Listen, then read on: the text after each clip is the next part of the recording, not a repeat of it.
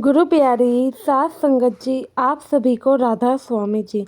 सात संगत जी, यह घटना उस बीबी की है जिनका ज़िंदगी पर से भरोसा उठ ही गया था, लेकिन दोबारा से बाबा जी ने उनकी हाथ पकड़कर कैसे उन्हें उठाया और जीवन के सही रास्ते पे नई मार्ग पे चलना सिखाया। तो सात संगत जी, यह कहानी अनीता जी की है, जो कि पुणे शहर में नौकरी के सिलसिले में रहा करती थी। वहाँ पे ये इंजीनियरिंग की नौकरी करती थी, तो जाहिर सी बात है ये वहाँ पर अपनी फैमिली से दूर ही रहती थी। और खैर फैमिली की बात करें तो फैमिली में तो ज़्यादा लोग थे भी नहीं, एक इनकी बहन और माता जी ही थी। पिताजी का देहांत तो बचपन में ही हो चुका था। अब यह पुणे में अकेले रहकर जॉब करती थी और वहीं पर इन्होंने एक रूम ले रखा था जहाँ पर ये रहती थी।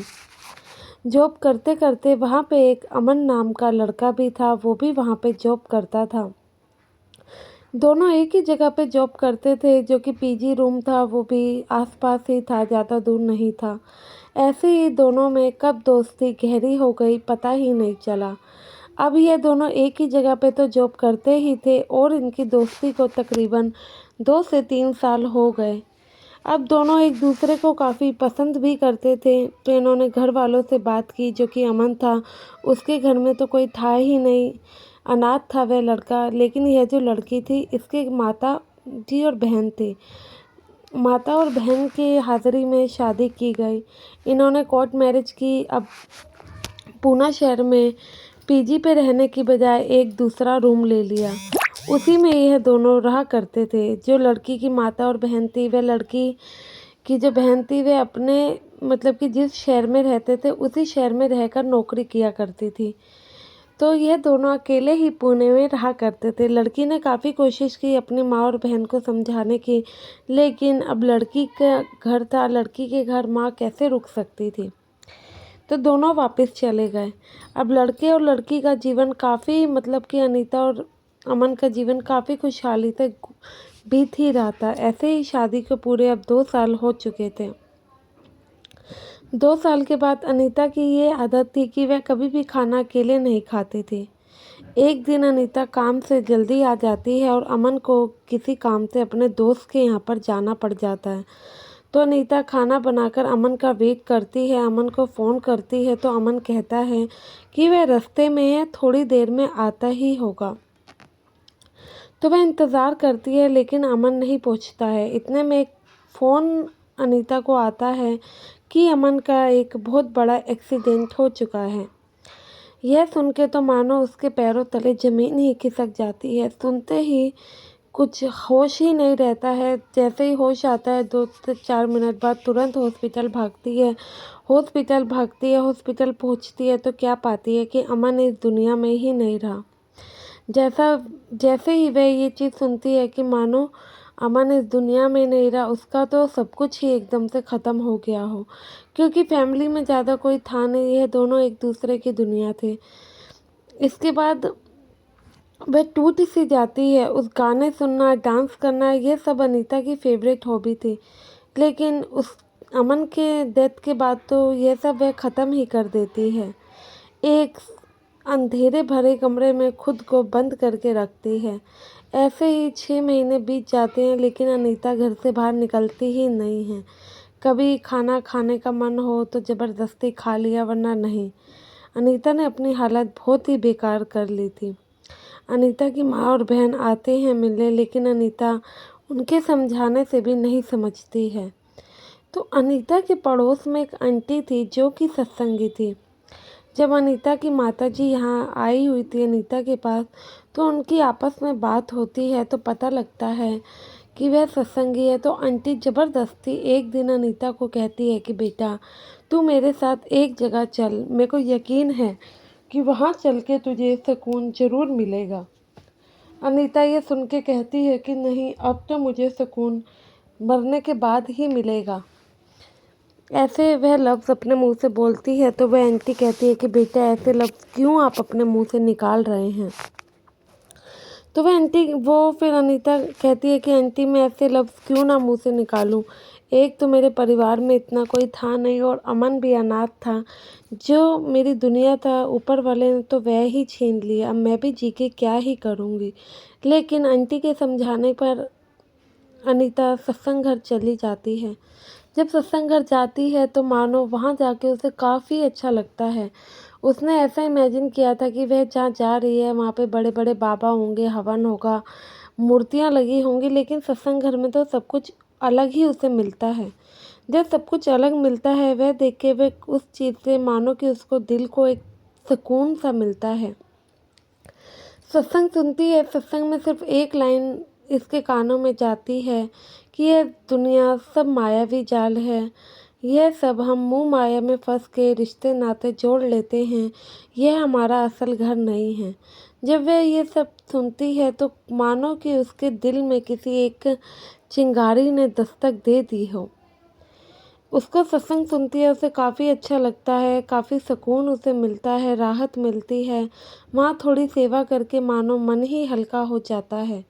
फिर दोबारा से सत्संग घर, जब भी सत्संग होता है दोबारा से जाती है। ऐसे करते करते अब थोड़ा समय हो गया था, वह सत्संग घर दोबारा जाने लगी। वहाँ पे सेवा करते करते वहाँ की ये सेवादार भी बन जाती है। सेवादार बनती है। डांसिंग का और तो शौक़ था ही, तो सेवादार कहते हैं कि भाई तुम्हें डांसिंग का शौक़ है, क्यों ना हम अनाथ बच्चों को डांसिंग सिखाया करें, जिससे कि वह भी कुछ सीखेंगे, उनमें भी कला की एक ऊर्जा जागेगी। अनीता वहाँ उस चीज़ के लिए हामी भर देती है। वहाँ पे एक सेवादार और था जिसका नाम अमित था। अमित भी वहाँ पे मतलब कि सेवा के लिए आया करता था। अब धीरे धीरे अमित और जो कि अनीता थी, इन दोनों में दोबारा से मतलब कि बातचीत होती है। दोनों ही सेवा पे आते थे तो दोबारा से मतलब कि इन लोगों में दोस्ती हो जाती है। अब सेवादार एक साथ बैठते हैं तो 10 बातें हो ही जाती हैं। तो वहाँ पे और भी सेवादार थे, लेकिन जो अनीता थी उसने अमित को सब कुछ अपनी पुरानी ज़िंदगी के बारे में सच बता दिया था। अब एक दिन ऐसा आता है कि अमित अनीता को बताता है कि वह उसे पसंद करता है और उसके साथ एक घर गृहस्थी बसाना चाहता है, जिसके लिए अनीता साफ इनकार कर देती है, क्योंकि वह अमन को धोखा नहीं देना चाहती थी। तो वह कहती है कि मतलब कि उस चीज़ के लिए वह मना कर देती है और अपना सेवा पर जाना जारी रखती है।